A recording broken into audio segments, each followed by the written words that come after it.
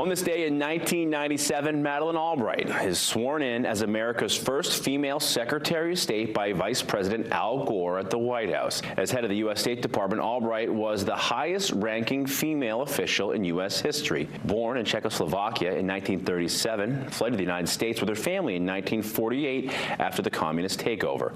Before she became Secretary of State, Albright served as the chief legislative assistant to Maine Senator Edmund Muskie from 1976 to 78. When she passed away in March of 2022, Governor Mills said, quote, "In moments of both calm and conflict, Secretary Albright represented the United States and the American people with honor and distinction. May her pioneering leadership, her powerful voice, and her unbreakable spirit inspire Americans, especially women and girls, for whom she led the way." Until tomorrow, I'm Brian Sullivan.